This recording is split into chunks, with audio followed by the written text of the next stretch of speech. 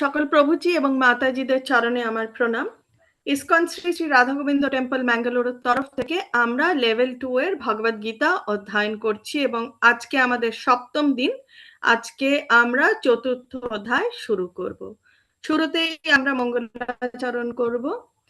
ওম অজ্ঞানতিমিরান্ধস্য জ্ঞানাঞ্জনশলাকয়া চক্ষুরুন্মিলিतं येन তস্मै শ্রীগুরুভ্যে নমঃ। श्रीचैतन्य मनोभीष्टं स्थापितं येन भूतले स्वयं रूपा कदा मह्यं ददाति स्वापदान्तिकम्। वन्देऽहं श्रीगुरु श्रीयुतपदकमलं श्रीगुरून् वैष्णवांश्च श्रीरूपं साग्रजातं सगण रघुनाथान्वितं तं सजीवं साद्वैतं सावधूतं परिजनसहितं श्रीकृष्णचैतन्यदेवं श्रीराधाकृष्णपादान् सगण ललिता श्रीविशाखान्वितांश्च। हे कृष्ण करुणा सिन्धु दीनबन्धु जगत्पते गोपेश गोपिका कान्तो श्री राधा कान्तो नमस्तुते।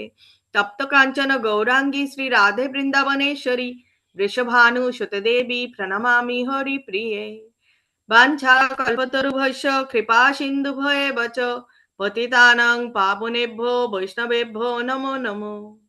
नमो ओं विष्णुपादाय कृष्णप्रेष्ठाय भूतले श्रीमते भक्तिवेदान्तो स्वामिनिति नामिने। नमस्ते सरस्वते देवे गौरवाणी प्रचारिणे निर्विशेष शून्यवादी पाश्चात्य देशतारिणे।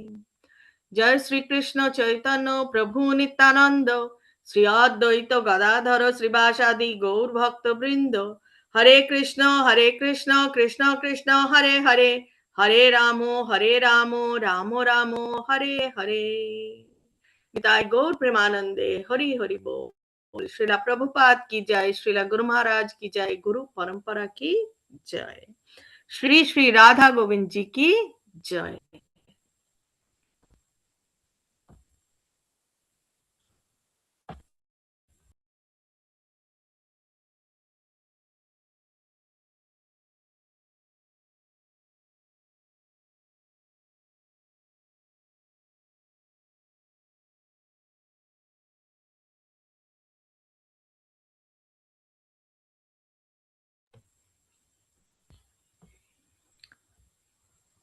আমি স্ক্রিন শেয়ার করেছি, আশা করি দেখা যাচ্ছে।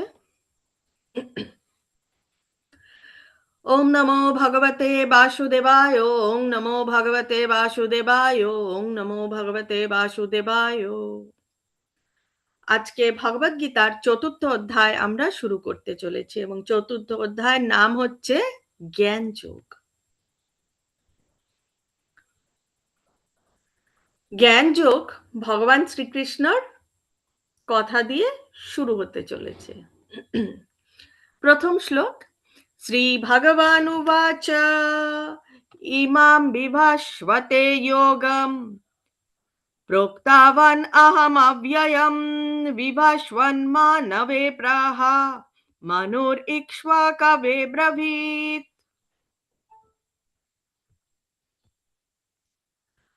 অনুবাদ, পরমেশ্বর ভগবান শ্রীকৃষ্ণ বললেন, আমি পূর্বে সূর্যদেব বিভাসনকে এই অব্যয় নিষ্কাম কর্মসাধ্য জ্ঞান বলেছিলাম। সূর্য তা মানব জাতির জনক মনুকে বলেছিলেন এবং মনু তা ইক্ষ্বাকুকে বলেছিলেন। তো ভগবান বলছেন, অনেক অনেক পূর্বে ভগবান সূর্যদেব বিভাসনকে এই জ্ঞান দিয়েছিলেন। সূর্যদেব কাকে দিয়েছিলেন? মানব জাতির জনক মনুকে দিয়েছিলেন এবং মনু দিয়েছিলেন তা ইক্ষ্বাকুকে, এবং সেই জ্ঞান পুনরায় আবার অর্জুনকে দান করছেন। তাৎপর্যে শ্রীলা প্রভুপাদ বলছেন, এখানে ভগবান ভগবদ গীতার ইতিহাস বর্ণনা করছেন। বহু প্রাচীন কালে সূর্যলোক আদি বিভিন্ন গ্রহলোকের রাজাদের ভগবান এই জ্ঞান দান করেন। সমস্ত গ্রহলোকের রাজাদের বিশেষ কর্তব্য হচ্ছে প্রজা পালন করা, এবং সেই জন্য তাদের সকলেরই ভাগবত গীতার বিজ্ঞান সম্পর্কে পূর্ণভাবে অবহিত হওয়া প্রয়োজন ছিল, যাতে তাদের প্রজাদের পারমার্থিক লক্ষ্যের দিকে তারা পরিচালিত করতে পারেন। তাই ভগবানের কৃপায় এই জ্ঞান লাভ করে প্রাচীন কালের রাজারা মানুষকে কামনা বাসনা জড়বন্ধন থেকে মুক্ত হবার পথ প্রদর্শন করতেন। মানব জাতির জীবনের উদ্দেশ্য হচ্ছে পারমার্থিক জ্ঞানের অনুশীলন করা এবং ভগবানের সঙ্গে তার যে নিত্য সম্পর্ক রয়েছে সেই সম্পর্ক সম্বন্ধে অবগত হওয়া।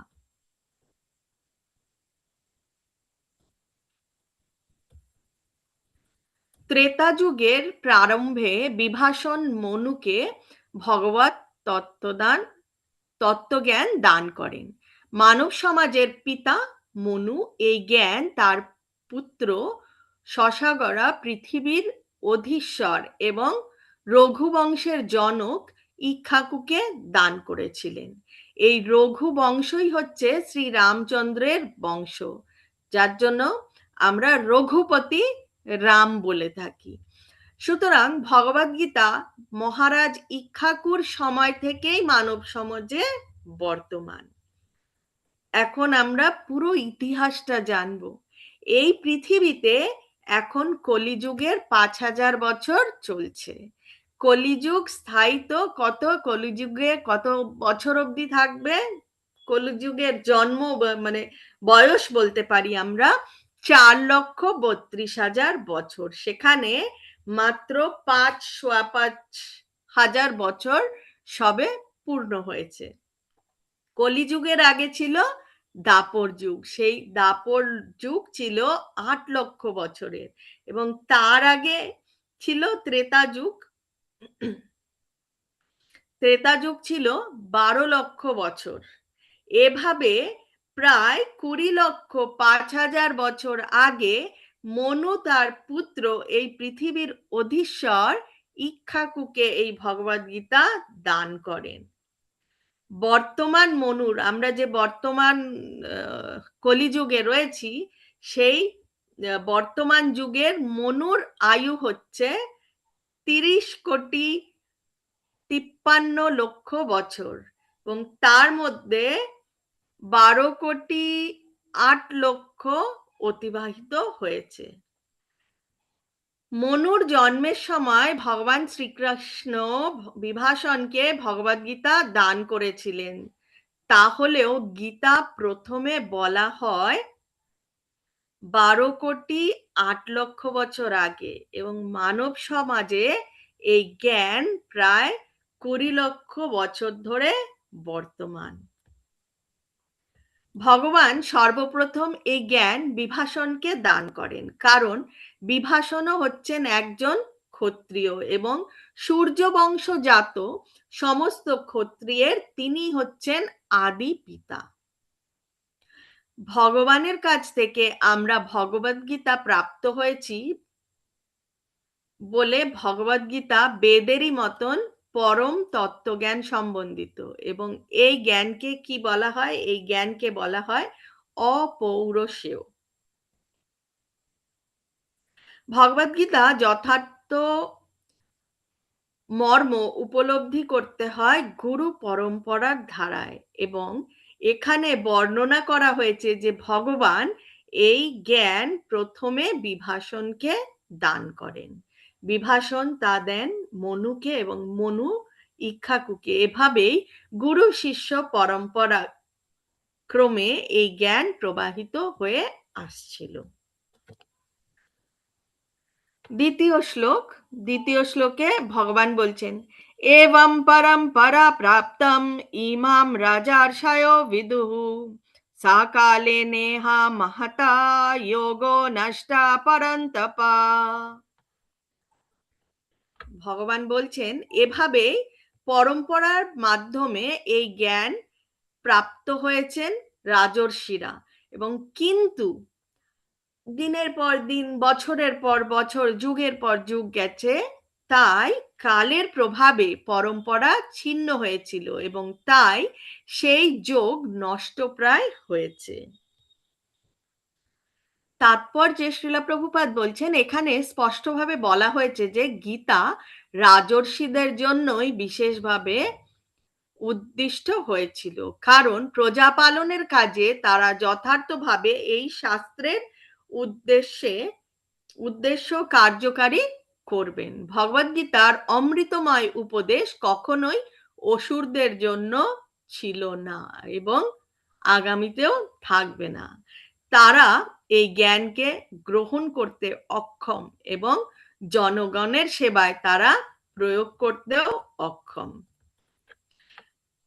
5000 বছর আগে স্বয়ং ভগবান লক্ষ্য করেন যে সেই গুরু শিষ্যের পরম্পরার মাধ্যমে যে জ্ঞান আসছিল সেটা বিচ্ছিন্ন হয়ে গেছিল। তাই তিনি ঘোষণা করেন যে গীতার উদ্দেশ্যে যেটা হারিয়ে গেছে, গীতার যে উদ্দেশ্য ছিল পরম্পরা অনুযায়ী একের পর এক প্রবাহিত হতে থাকবে, তাই সেটা বিচ্ছিন্ন হয়ে গেছিল। এবং সেই জন্যই কিন্তু এই ভগবদ্গীতা এই কথোপকথন করার জন্য এবং অনেক এই যে কুরুক্ষেত্র যুদ্ধ, এই যুদ্ধকে সেন্টার করে অনেকগুলো ভগবানের লীলা, এবং সেই লীলাগুলো হবার ছিল, আমাদের জানবার ছিল, যার জন্য ভগবান এই সব লীলার অনুষ্ঠান করে গেছেন। অসুরেরা কখনো ভগবানকে বিশ্বাস করে না, কিন্তু তারা কেবল ভগবানের সম্পত্তি ভোগ করার ব্যাপারে অত্যন্ত তৎপর। পরম্পরার ধারায় প্রাপ্ত ভগবদ্গীতার যথার্থ একটি ব্যাখ্যা প্রচার করার বিশেষ প্রয়োজন আছে, তা উপলব্ধি করে এই সংস্করণটি প্রকাশিত হয়েছে। ভগবদ্গীতা মানুষের প্রতি ভগবানের আশীর্বাদ, মানব সমাজে এটি এক অমূল্য সম্পদ। তৃতীয় শ্লোক, सा एव यं मायातेद्या योगा प्रोक्ता पुरातनः भक्तोऽसि मे सखा चेति रहस्यं ह्यतदुत्तमम्। ভগবান বলছেন যে সেই সনাতন যোগ আজ আমি তোমাকে বললাম। কাকে বলছেন? অর্জুনকে বলছেন, এবং অর্জুনের মাধ্যমে আমাদেরকে। কারণ অর্জুনকে বলছেন যে কারণ হে অর্জুন, তুমি আমার ভক্ত ও সখা, এবং তাই তুমি এই বিজ্ঞানের অতি গূঢ় রহস্য হৃদয়ঙ্গম করতে পারবে। তাৎপর্যে শ্রীলা প্রভুপাদ বলছেন, মানব সমাজে দুই রকমের মানুষ আছে, তারা হচ্ছে ভক্ত ও অসুর। ভগবান অর্জুনকে ভগবদ্গীতা দান করতে মনস্থ করেছিলেন, কারণ অর্জুন ছিলেন তার শুদ্ধ ভক্ত। অসুরেরা কখনোই এই রহস্যাবৃত জ্ঞানের মর্মার্থ উপলব্ধি করতে পারে না। ভক্তের মন্তব্য সম্বন্ধিত ভগবদ্গীতা পড়লে অনায়াসে গীতার যথাযথ অর্থ উপলব্ধি করা যায়, এবং তার ফলে ভগবানের মহত্ব উপলব্ধি করতে পেরে হৃদয়ে ভক্তির সঞ্চার হয়। এবং অর্জুন জানতেন শ্রীকৃষ্ণ হচ্ছেন স্বয়ং পরমেশ্বর ভগবান, তাই অর্জুনের পদাঙ্ক অনুসরণ করে ভগবান শ্রীকৃষ্ণকে সর্বকারণের কারণ পরমেশ্বর ভগবান বলে মেনে নিয়ে ভগবদ্গীতাকে হৃদয়ঙ্গম করলে এই পরম বিজ্ঞানের প্রতি যথাযথ শ্রদ্ধা অর্পণ করা হয়। অসুরেরা কিন্তু শ্রীকৃষ্ণকে যথাযথভাবে গ্রহণ করে না, বরং তারা নানা রকম জল্পনা কল্পনা করে শ্রীকৃষ্ণের পরিচয় নির্ধারণ করতে চেষ্টা করে। চতুর্থ শ্লোকে, अर्जुन उवाच अपरं भवतो जन्म परं जन्म विभस्वतः कथं एतद् विजानीयं त्वमादौ प्रोक्तवानिति। এখন অর্জুনের মধ্যে আবার প্রশ্ন এসছে। অর্জুন বলছেন, সূর্যদেব বিভাসনের জন্ম হয়েছিল তোমার অনেক অনেক পূর্বে, এবং অর্জুন এটাই বলার চেষ্টা করছে যে অর্জুন আর ভগবান শ্রীকৃষ্ণ একই যুগে প্রায় সমবয়সী না হলেও আগে পিছে। তাই অর্জুন বলছেন, তুমি যে পুরাতন কালে তাকে এই জ্ঞান উপদেশ করেছিলে, তা আমি কেমন করে বুঝবো? তাৎপর্যে শ্রীলা প্রভুপাদ বলছেন, অর্জুন হচ্ছেন ত্রিভুবন বিশ্রুত ভগবানের শুদ্ধ ভক্ত। তাহলে এটি কি করে সম্ভব যে তিনি ভগবানের কথা বিশ্বাস করছেন না? তার কারণ হচ্ছে অর্জুন এই কথাগুলি তার নিজের জন্য জিজ্ঞাসা করছেন না, কিন্তু যারা ভগবানকে বিশ্বাস করে না, অথবা যে সমস্ত অসুরেরা শ্রীকৃষ্ণ ভগবান বলে মান্যতা দেয় না, তাদের জন্য জিজ্ঞাসা করছেন। সাধারণ মানুষের পক্ষে এটি বুঝতে পারা খুবই কঠিন যে বসুদেব ও দেবকীর সন্তান শ্রীকৃষ্ণ কিভাবে অনন্ত শক্তির উৎস ও অনাদির আদি পুরুষ ভগবান হতে পারেন। তাই অর্জুন শ্রীকৃষ্ণকে সেই সম্বন্ধে প্রশ্ন করছেন, যাতে তিনি নিজেই তার পরিচয় দান করে সকলের সন্দেহ নিরসন করেন। প্রত্যেকেই তার নিজের নিজের স্বার্থে কৃষ্ণ সম্পর্কিত তত্ত্বজ্ঞান যে রয়েছে সেটা প্রত্যেকেরই জানা উচিত। ভক্তবৃন্দ চিরকালই এই পরতত্ত্ব গ্রহণে আগ্রহী, কারণ তারা সর্বদা ভগবানের অনন্ত লীলা সম্বন্ধে জানতে আগ্রহী। ভগবানের ভক্ত মাত্রই অর্জুনের মতো সর্বান্তঃকরণে শ্রীকৃষ্ণকে বিশ্বাস করেন। ভগবান কৃষ্ণের অপাকৃত তত্ত্ব সম্বন্ধে তার মনে কোনো সন্দেহ থাকে না। শ্রী ভগবান উবাচ বাহুনি মে ব্যতীতানি জন্মনি তব চার্জুন তান্যাহম বেদ সর্বাণি না ত্বম বেত্তা পরন্তপ। পরমেশ্বর ভগবান বললেন, হে পরন্তপ অর্জুন, আমার এবং তোমার বহু জন্ম হয়েছে অতীতে। আমি সেই সমস্ত জন্মের কথা স্মরণ করতে পারি, কিন্তু তুমি সেই সব কথা স্মরণ করতে পারো না, তুমি মনে রাখতে পারো না। ভগবান বলছেন, আমি পরম পুরুষোত্তম ভগবান, আদি পুরুষ। এটা খুব সম্ভবত ব্রহ্ম সংহিতাতে ব্রহ্মা বলছেন, যে ব্রহ্মা নিজে বলছেন, আমি পরম পুরুষোত্তম ভগবান আদি পুরুষ গোবিন্দের শ্রীকৃষ্ণের ভজনা করি, যিনি অদ্বৈত, অচ্যুত ও অনাদি।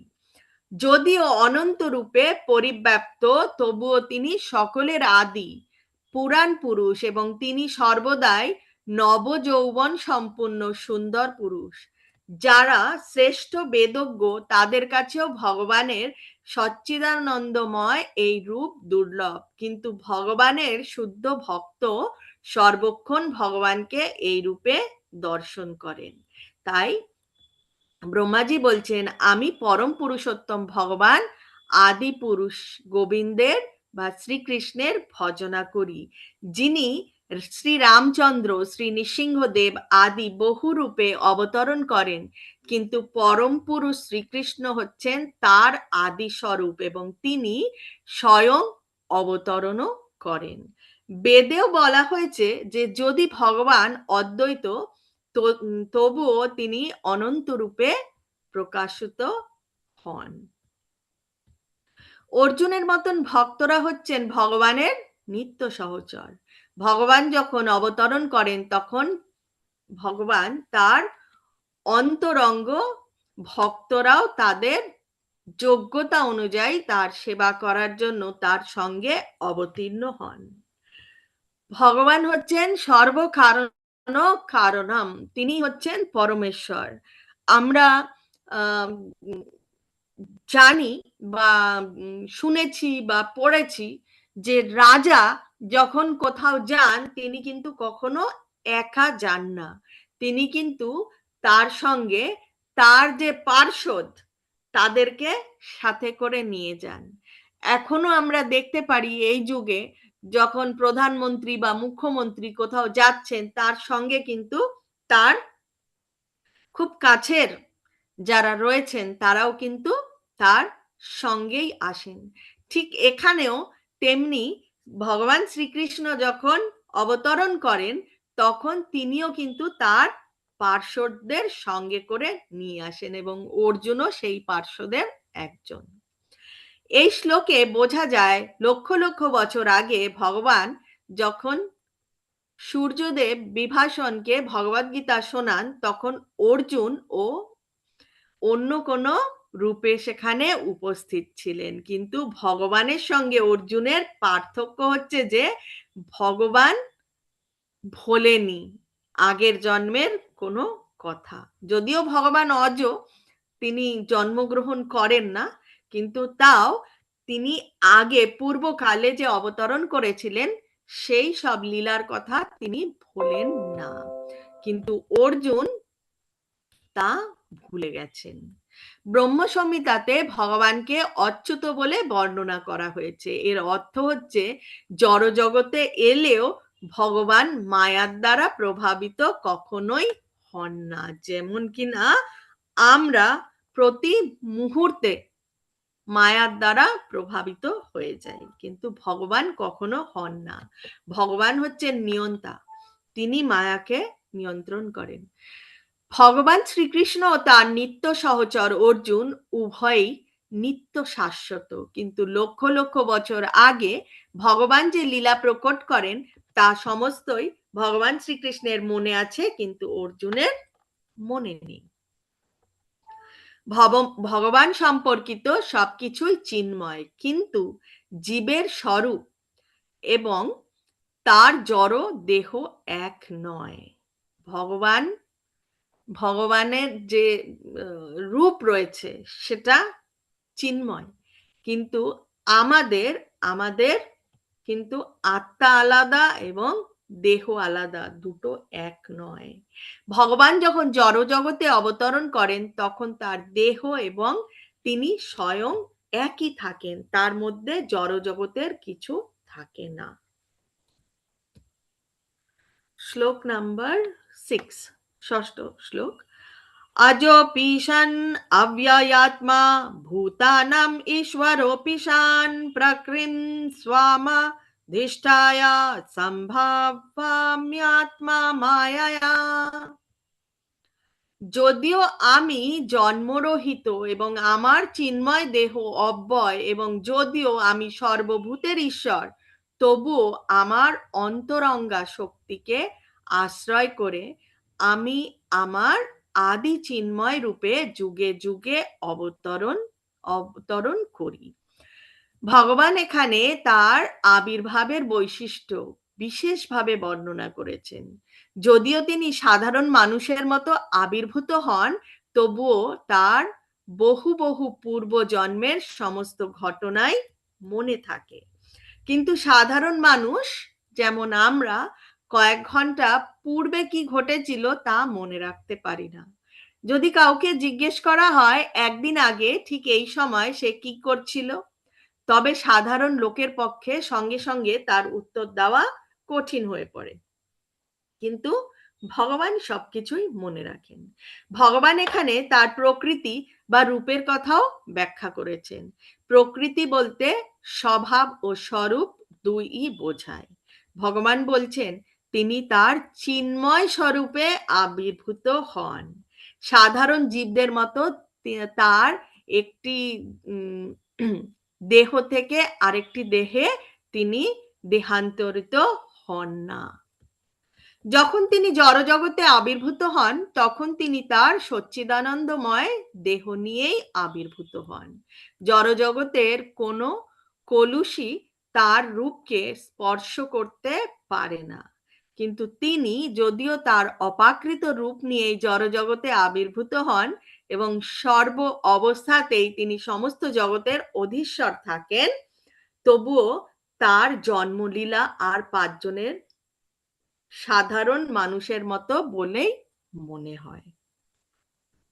কুরুক্ষেত্রের যুদ্ধের সময় তার অনেক পৌত্র ছিল, অর্থাৎ জাগতিক হিসেবে তার তখন অনেক বয়স হয়েছিল, কিন্তু তাকে দেখে মনে হতো যেন তিনি 20 বা 25 বছরের একজন যুবক।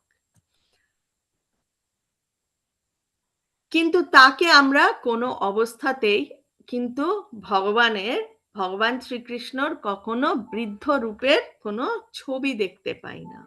কোনো ছবিতেও ভগবান শ্রীকৃষ্ণকে বার্ধক্যগ্রস্ত অবস্থায় দেখা যায় না। বাস্তবিক পক্ষে তার আবির্ভাব ও অন্তর্ধান সূর্যের মতো যেন আমাদের সম্মুখে আবির্ভূত হলেন এবং তারপর দৃষ্টির আড়ালে চলে গেলেন। আকাশে সূর্যকে দেখে যেমন আমরা মনে করি যে সূর্য এখন আকাশে রয়েছে, তারপর আমাদের দৃষ্টির আড়ালে চলে গেলে যেমন আমরা মনে করি যে সূর্য এখন অস্ত গেছে, প্রকৃতপক্ষে সূর্য তার নির্দিষ্ট কক্ষপথেই রয়েছে। কিন্তু আমাদের যে ত্রুটিপূর্ণ ইন্দ্রিয়, সেই ইন্দ্রিয়র প্রভাবে আমরা মনে করি যে সূর্য উদিত হয় এবং অস্ত যায়। ভগবানও তেমন নিত্য। তার আবির্ভাব ও অন্তর্ধান সাধারণ মানুষের জন্ম মৃত্যুর মতো নয়, তা সম্পূর্ণ ভিন্ন। শ্রীমদ্ ভাগবতে আছে, কংসের কারাগারে তিনি চতুর্ভুজ ও সরৌষণ্যপূর্ণ নারায়ণ রূপে তিনি তার মায়ের সামনে আবির্ভূত হয়েছিলেন। ভগবান তার পূর্ববর্তী সমস্ত অবতরণের এবং অন্তর্ধানের ঘটনাবলী পুঙ্খানুপুঙ্খভাবে মনে রাখেন, কিন্তু সাধারণ জীব অন্য একটি দেহ পাওয়া মাত্রই তার পূর্বের জন্মের সমস্ত কথা ভুলে যায়। সপ্তম শ্লোকে ভগবান কি জানাচ্ছেন? ভগবানের আবির্ভাবের কথা জানাচ্ছেন। यदा यदा हि धर्मस्य ग्लानिर्भवति भारत अभ्युत्थानमधर्मस्य तदात्मानं सृजाम्यहम्। হে ভরত, যখনই ধর্মের অধঃপতন হয় এবং অধর্মের অভ্যুত্থান হয়, তখন আমি নিজেকে প্রকাশ করে অবতীর্ণ হই। সৃজামি মানে ভগবানের যা স্বরূপ সেইভাবেই তিনি নিজেকে প্রকাশ করেন। তিনি তার ইচ্ছা অনুসারে লীলা করেন, কারণ তিনি হচ্ছেন সরাট, তার ওপরে আর কেউ নেই। তিনি সর্বকারণের কারণ। তাই যখন অধর্মের অভ্যুত্থান এবং ধর্মের গ্লানি হয়, তখন ভগবান তার ইচ্ছা অনুসারে এই জড় জগতে অবতরণ করেন।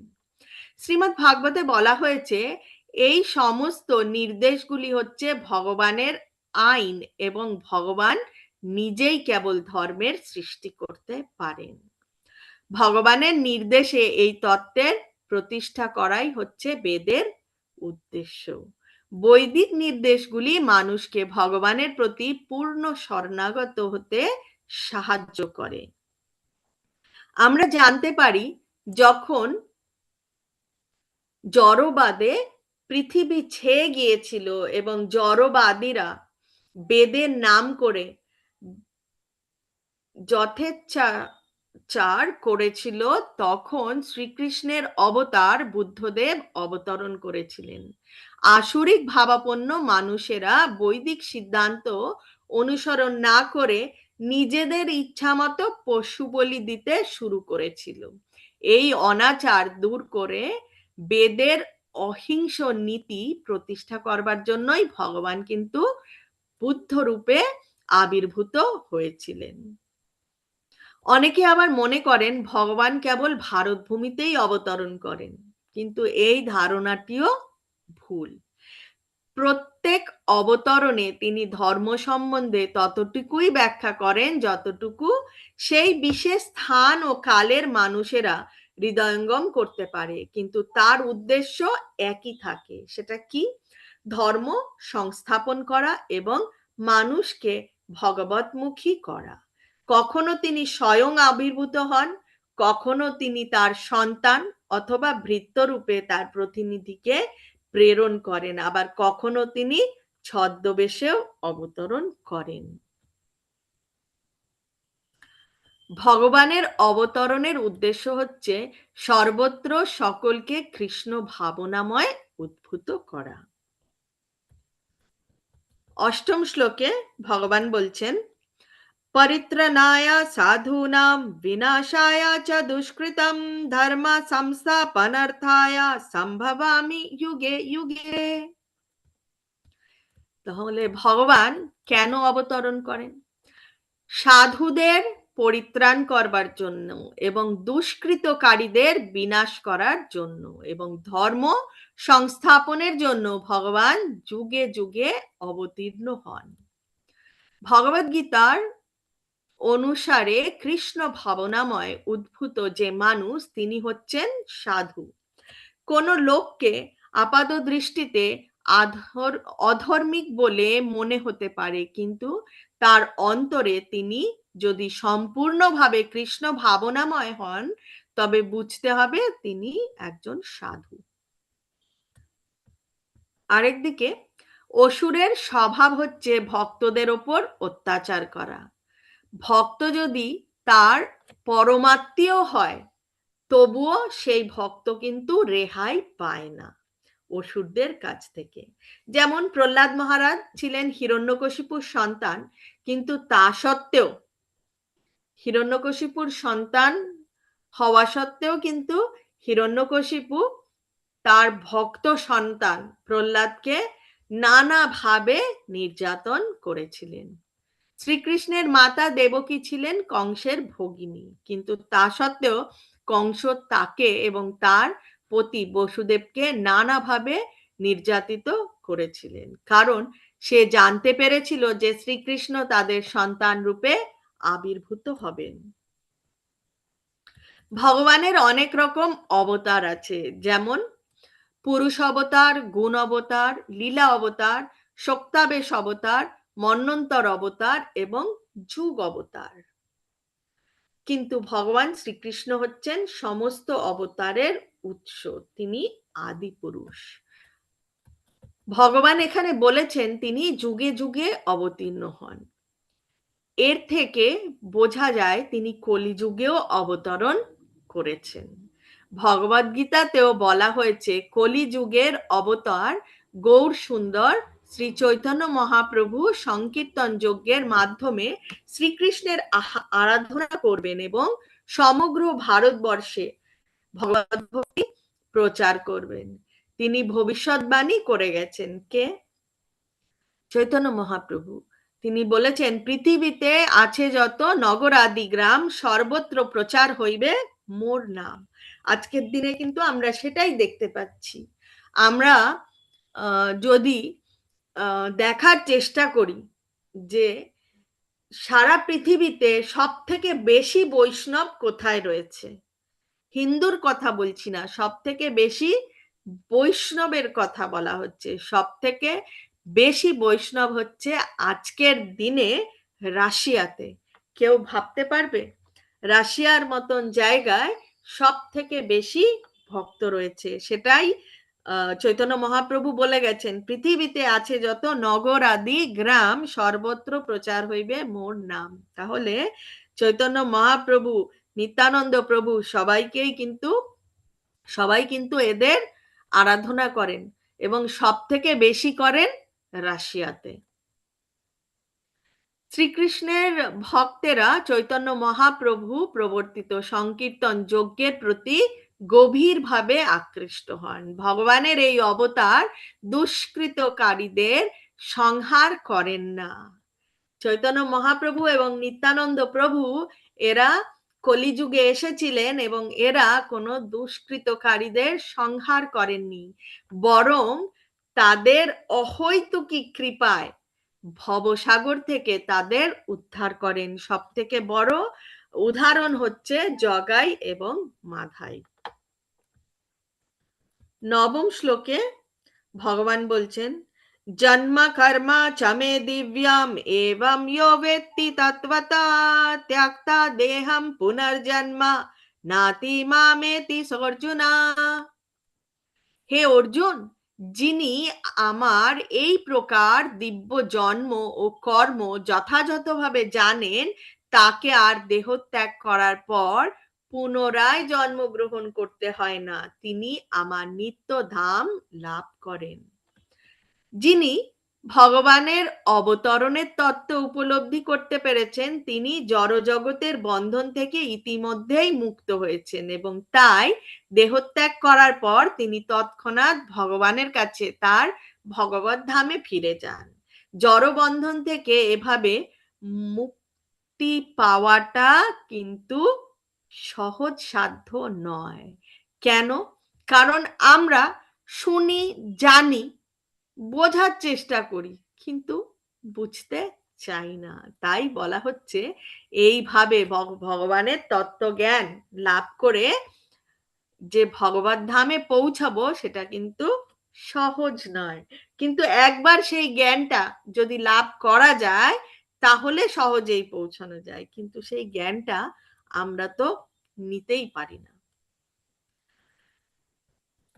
ব্রহ্ম সংহিতায় ব্রহ্মাজি বলেছেন ভগবানের রূপ অনন্ত, ভগবানের অবতারও অনন্ত।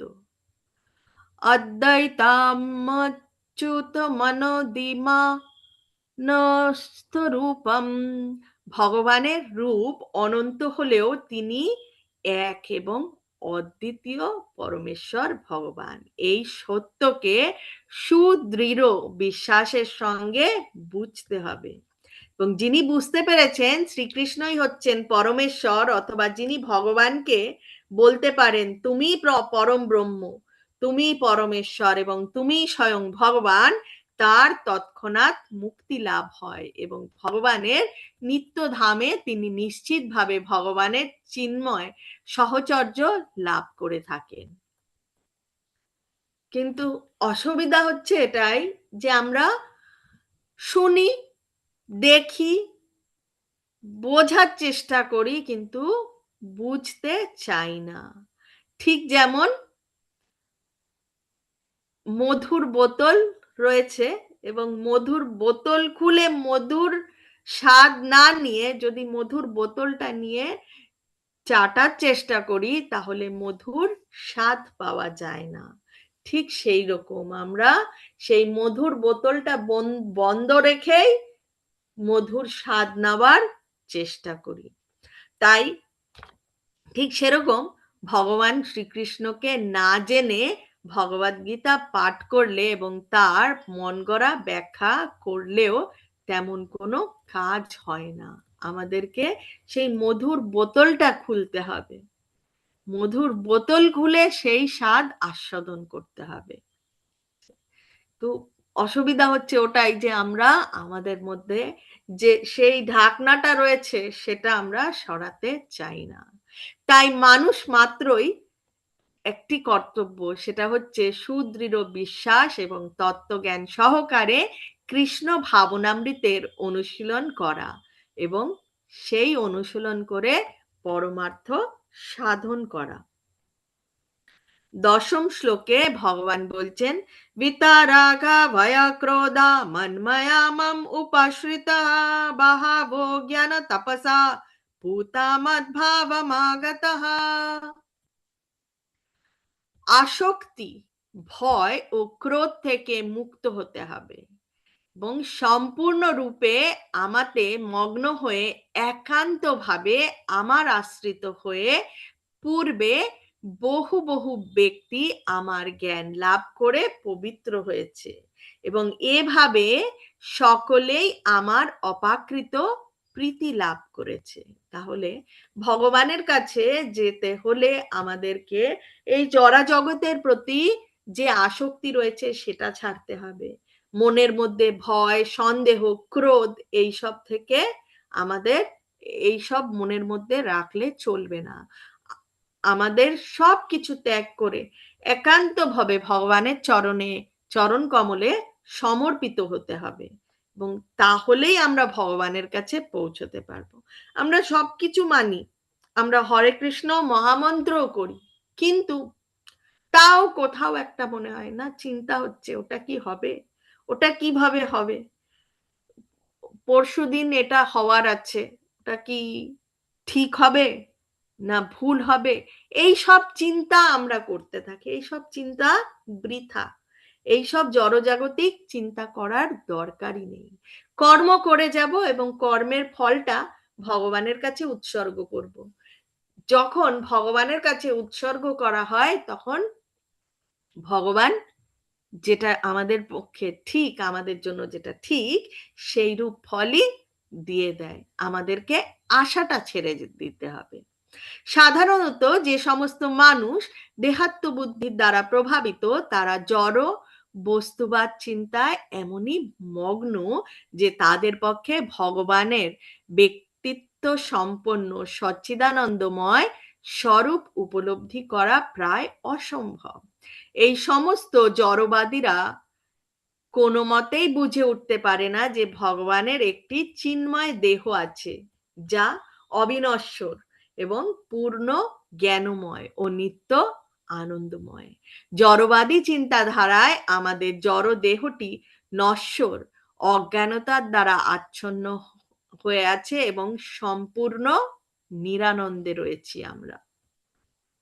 এই জড় দেহত্ব বুদ্ধির দ্বারা প্রভাবিত হয়ে দেহ সর্বস্ব মানুষ মনে করে যে বিশ্ব চরাচরের যে বিরাট রূপ সেটি পরম তত্ত্ব।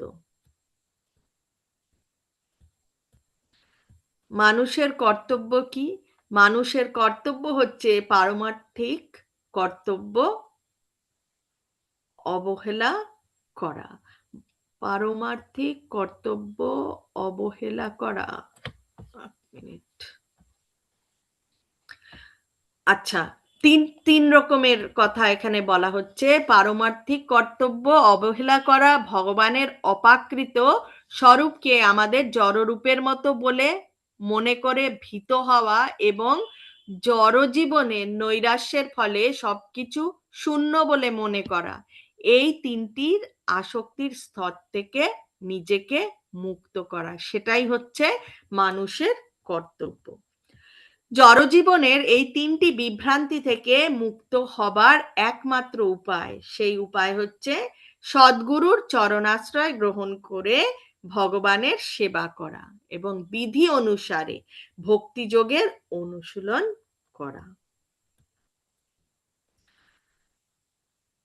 সুতরাং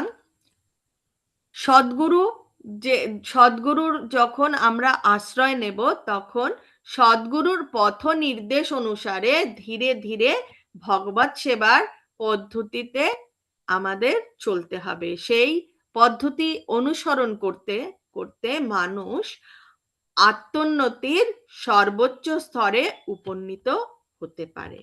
সে তখন জড় জগতের বন্ধনের সমস্ত আসক্তি থেকে মুক্তি লাভ করে এবং তার নিজের পৃথক চিন্ময় ব্যক্তিসত্তার আতঙ্ক থেকে মুক্ত হয় এবং শূন্যবাদী জীবন দর্শন চিন্তার ফলে সৃষ্ট হতাশা বোধ থেকে নিষ্কৃতি পায়। তখন সে পরমেশ্বর ভগবানের ভগবত ধামে অবশেষে পৌঁছতে পারে।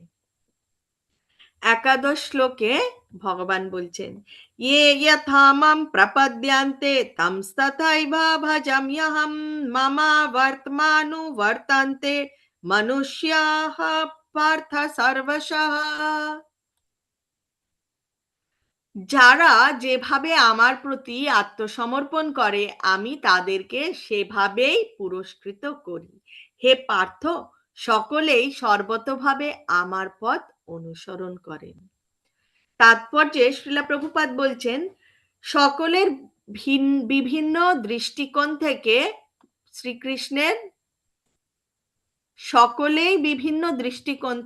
শ্রীকৃষ্ণের অন্বেষণ করছেন। পরমেশ্বর ভগবান শ্রীকৃষ্ণকে তার নির্বিশেষ ব্রহ্মজ্যোতি রূপে কেউ কেউ করছেন এবং কেউ পরমাণু সহ সর্বভূতের বিরাজমান পরমাত্মা রূপে পূর্ণরূপে উপলব্ধি করা যায় না।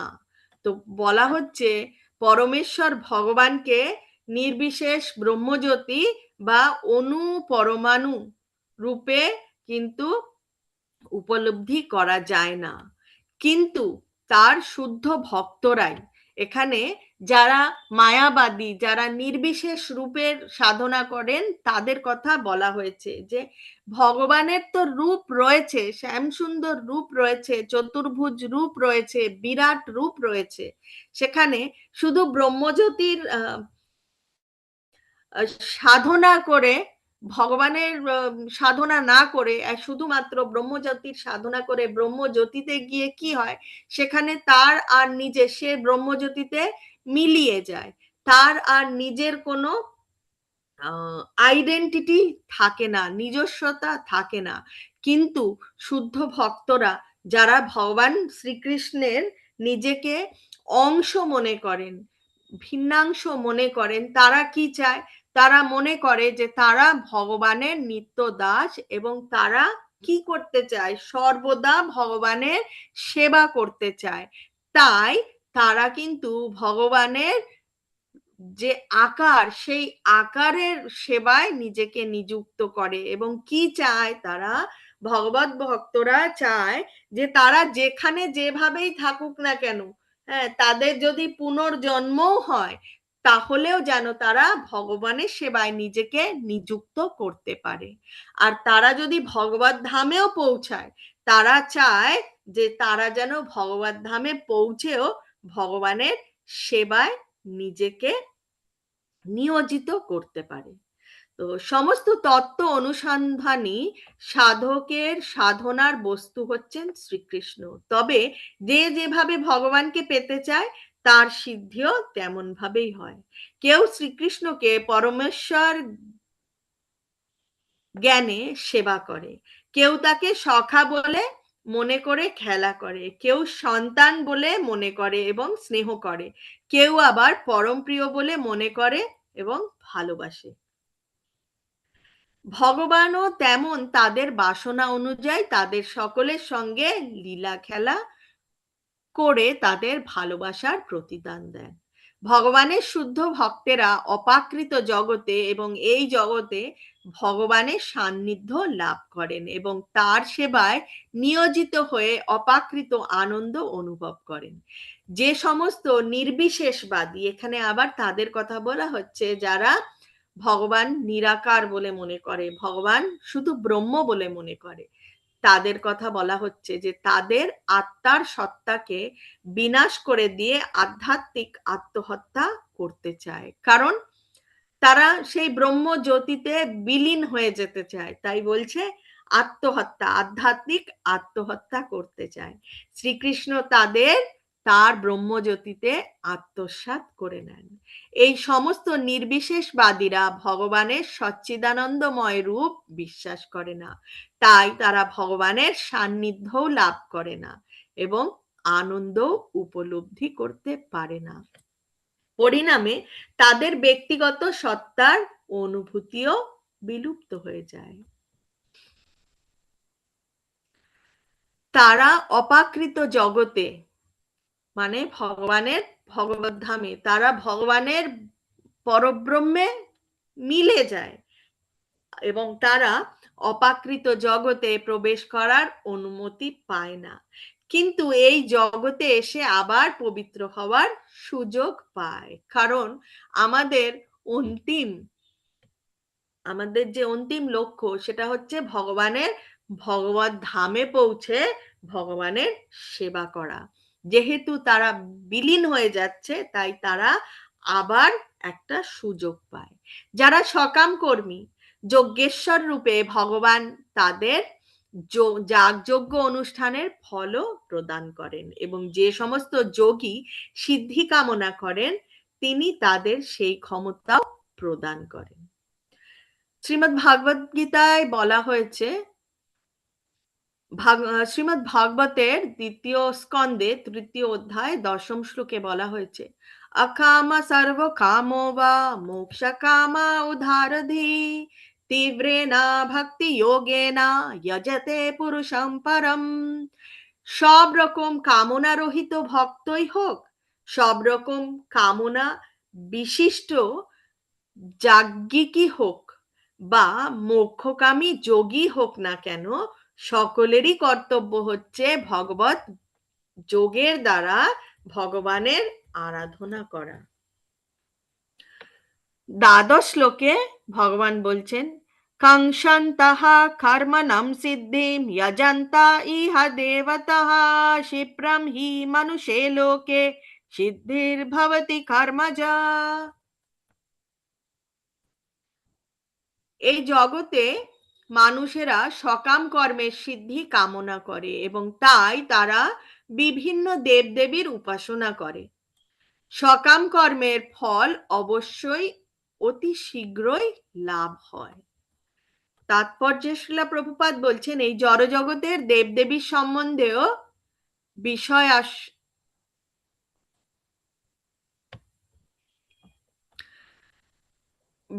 বিষয়াসক্ত লোকদের একটি ভ্রান্ত ধারণা আছে। অল্প বুদ্ধি সম্পন্ন বেশ কিছু লোক যারা নিজেদের মহাপণ্ডিত লোক বলে ঠকায়, তারা এই সমস্ত দেবদেবীকে ভগবানের বিভিন্ন রূপ বলে মনে করে এবং তাদের ভ্রান্ত প্রচারের ফলে জনসাধারণও সেই কথা সত্য বলে মনে করে। প্রকৃতপক্ষে এই সমস্ত দেবদেবী ভগবানের বিভিন্ন রূপ নন, তারা হচ্ছেন ভগবানের বিভিন্ন অংশ বিশেষ।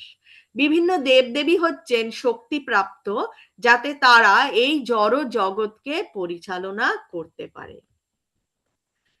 এমনকি দেবদেবীদের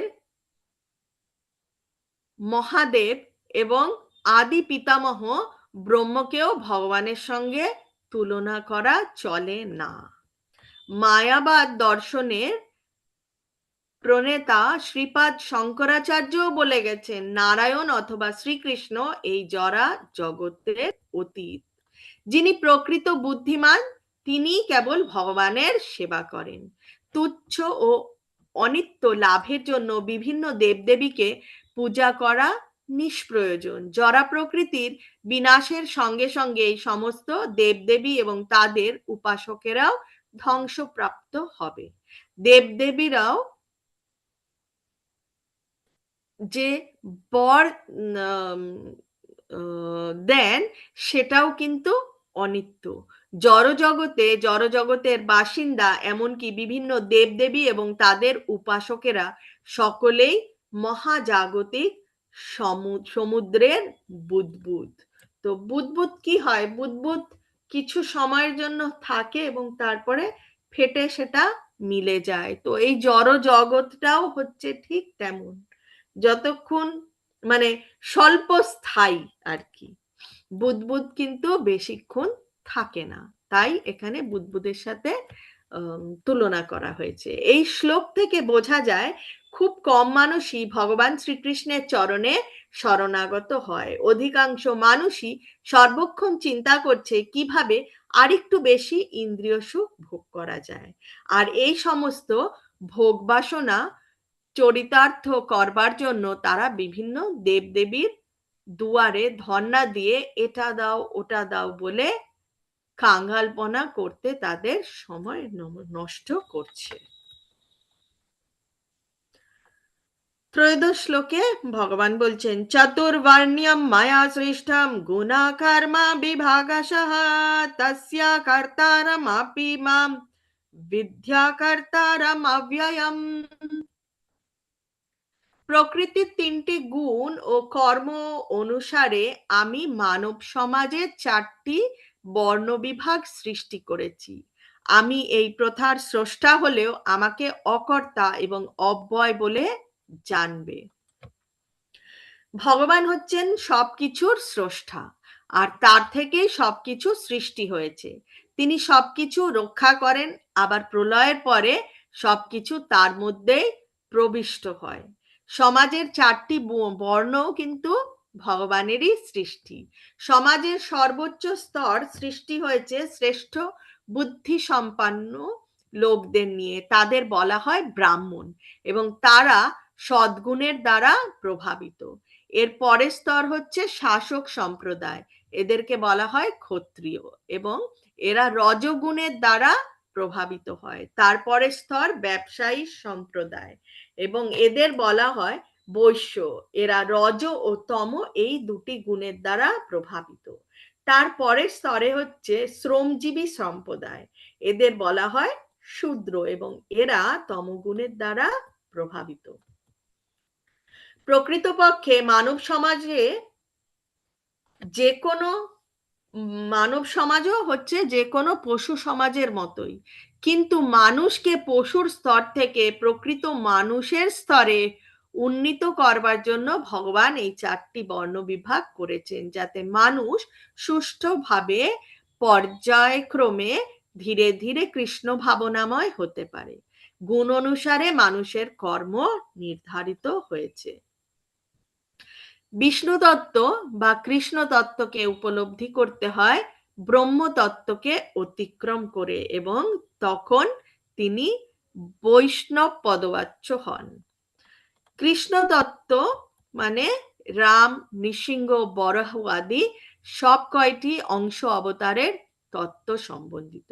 ভগবান শ্রীকৃষ্ণ যেমন সমাজের 4 বর্ণের অতীত, তার ভক্তও কিন্তু তেমন এই বর্ণ বিভাগের অতীত, এমনকি তিনি জাতি কুলাদিও বিচারের অতীত। তাহলে বৈষ্ণবের কোনো বর্ণ হয় না, যে কৃষ্ণ ভাবনাময় তার কিন্তু কোনো বর্ণ হয় না। 14 শ্লোকে ভগবান বলছেন, নামাম কর্মাণি লিম্পান্তি নামে কর্মা ফলে স্পৃহা ইতি মাম ইয়ো বিজানাতি কর্মভির্না সবধ্যতে। কোনো কর্মই আমাকে প্রভাবিত করতে পারে না। তাহলে ভগবান বলছেন ভগবানকে কোনো কর্মই প্রভাবিত করতে পারে না, এবং আমি কোনো কর্ম ফলের আকাঙ্ক্ষাও করি না। আমার এই তত্ত্ব যিনি জানেন তিনি কখনো সকাম কর্মের বন্ধনে আবদ্ধ হন না। এই জড়জগতের সংবিধানে উল্লেখ থাকে যে রাজা কোনো ভুল করতে পারেন না, অথবা রাজা রাষ্ট্রের আইনের অধীন। তেমনি এই জরা জগতের অধীশ্বর ভগবান জরা জগতের কোনো কর্মের দ্বারাই আবদ্ধ হন না। যদিও তিনি এই জরা জগৎ সৃষ্টি করেছেন, তবুও এই জরা জগৎ সম্পর্কে তিনি সম্পূর্ণ নিরাসক্ত ও উদাসীন। ইন্দ্রিয় সুখ ভোগ করার জন্য জীব নানা রকম কর্ম করে চলে। ভগবান কখনো এই ধরনের কর্ম করার বিধান কিন্তু দেননি। ভগবান কখনো বলেননি ইন্দ্রিয় তৃপ্তির পেছনে ছোট, কিন্তু তা সত্ত্বেও জীব উত্তরোত্তর আরো বেশি ইন্দ্রিয় সুখ ভোগ করার জন্য এই সংসারে কর্ম করে, এবং মৃত্যুর পর স্বর্গ সুখ ভোগ করার কামনাও সে করে। ভগবান যেহেতু স্বয়ং সম্পূর্ণ, তাই তার তথাকথিত স্বর্গ সুখের প্রতি কোনো রকম আকর্ষণ নেই। স্বর্গের দেবদেবীরা হচ্ছেন ভগবানেরই দাস দাসী, যাদের ভগবান নিজেই নিয়োজিত করেছেন। কর্মচারীরা যে প্রকার নিম্ন স্তরের সুখ ভোগ করতে চায়, মালিক কখনোই সেই সুখ ভোগ করতে চায় না। জীব তার নিজের ইচ্ছা অনুসারে কর্ম করে, এবং সেই সমস্ত কর্মের সম্পূর্ণ দায়িত্ব তার নিজের। ভগবান বহিরঙ্গা শক্তির জরা প্রকৃতির মাধ্যমে জীবের সমস্ত ইচ্ছা পূর্ণ করবার সুযোগ প্রদান করেন। সকাম কর্মের এই জটিল তত্ত্ব যিনি বুঝতে পারেন, তিনি তার কর্মফলের বন্ধনে আবদ্ধ হন না। পক্ষান্তরে যে ব্যক্তি ভগবানের অপাকৃত তত্ত্ব হৃদয়ঙ্গম করতে পেরেছেন, তিনি কৃষ্ণ ভাবনাময় অমৃত আস্বাদন করেন এবং তার ফলে কর্মের অধীন হন না। যিনি পরম তত্ত্ব উপলব্ধি করেছেন, তিনি মুক্তাত্মা রূপে কৃষ্ণ ভাবনাময় দৃঢ়চিত্ত হতে পারেন। 15 শ্লোকে ভগবান বলছেন, এবং জ্ঞাত্বা কৃতম কর্মা পূর্বাইরাপি মুমুক্ষুভিঃ কুরু কর্মৈব তস্মাৎ ত্বং পূর্বাইপূর্বাতরম কৃতম। প্রাচীনকালে সমস্ত মুক্ত পুরুষেরা আমার অপাকৃত তত্ত্ব অবগত হয়ে কর্ম করেছেন। অতএব তুমিও সেই প্রাচীন মহাজনদের পদাঙ্ক অনুসরণ করে তোমার কর্তব্য সম্পাদন করো। পৃথিবীতে দুই শ্রেণীর মানুষ রয়েছে, তাদের মধ্যে এক শ্রেণীর মানুষের হৃদয় সব রকম কলুষে পরিপূর্ণ এবং অন্য শ্রেণীর মানুষের হৃদয় অত্যন্ত নির্মল। যাদের হৃদয় কলুষে পরিপূর্ণ তারা বিবিধ ভক্তির অনুশীলন করে তাদের হৃদয়কে পরিষ্কার করতে পারে, তাদের হৃদয়ের যে আবর্জনা রয়েছে তা দূরও করতে পারে। আর যাদের হৃদয় ইতিমধ্যে পবিত্র হয়ে আছে তারা কৃষ্ণ ভক্তি অনুশীলন করার মাধ্যমে আর সকলকে কৃষ্ণ ভক্তি লাভ করার শিক্ষা দান করতে পারে। কুরুক্ষেত্রের রণাঙ্গনে অর্জুন যখন কর্তব্য কর্ম পরিত্যাগ করে বনবাসী হওয়ার বাসনা প্রকাশ করেন তখন শ্রীকৃষ্ণ তা থেকে নিরস্ত করেন। আমাদের কেবলমাত্র জানতে হবে কিভাবে কর্ম করতে হয়। কৃষ্ণ ভক্তির ভান করে কর্তব্য কর্ম ত্যাগ করাটা মূঢ়তা। যথার্থ কৃষ্ণ ভক্তি হচ্ছে ভগবান শ্রীকৃষ্ণের সেবা করার উদ্দেশ্যে সব রকম কাজকর্ম করা। ভগবান ত্রিকালজ্ঞ, তিনি অতীত, বর্তমান ও ভবিষ্যতের সমস্ত কথাই জানেন। তার ভক্তেরা কখন কিভাবে তার সেবা করছেন সেই কথা তিনি কখনো ভোলেন না। তাই তিনি সূর্যদেব বিভাষণের উদাহরণ দিয়ে অর্জুনকে তার পদাঙ্ক অনুসরণ করতে বলেন। এই বিভাষণকে 12 কোটি বছর আগে ভগবান নিজেই ভগবদ গীতার তত্ত্বজ্ঞান দান করেছিলেন। এই সমস্ত ভগবত ভক্ত মহাজনেরা সকলেই মুক্ত পুরুষ এবং তারা সকলেই সর্বক্ষণ কৃষ্ণের নির্দেশ অনুসারে তার সেবায় রত। ভগবত ভক্ত মহাজনদের পদাঙ্ক অনুসরণ করে ভগবানের সেবায় কর্তব্য কর্ম করাটাই হচ্ছে সিদ্ধি লাভের একমাত্র উপায়।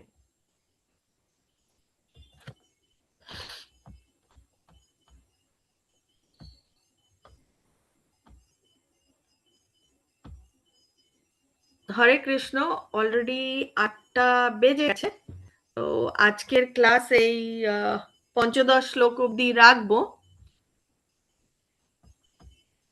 কারোর যদি কোনো প্রশ্ন থেকে থাকে তাহলে আপনার হ্যান্ড রেজ করতে পারেন।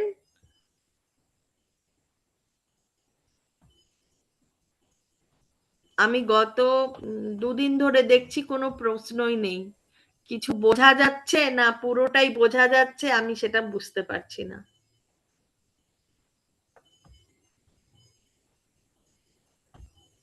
হরে কৃষ্ণ।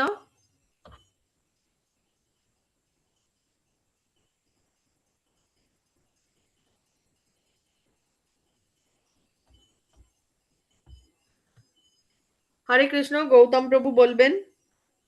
মাতাজি নমস্কার, প্রণাম মাতাজি। আমি একটা প্রশ্ন করছি, আমাদের কুইজ কবে থেকে শুরু হবে? কুইজ আমি দেখি, আজকে প্রদীপ প্রভুকে আজকে কথা বলবো, আমি তাকে জানাবো যে তিনি যেন কুইজের লিংকটা শেয়ার করে দেয় আপনাদের সাথে। হ্যাঁ মাতাজি, ওই ঠিক আছে মাতাজি। ক্লাসে বোঝা যাচ্ছে তো? সুন্দর সুন্দর সুন্দর, কোনো কিছু প্রশ্ন রাখা যায় না। দারুণ দারুণ, আপনার এক্সপ্লেনেশন দারুণ সুন্দর লাগছে। আমি এক্সপ্লেন করছি না, শ্রীলা প্রভুপাদজি যা লিখে গেছেন আমাকে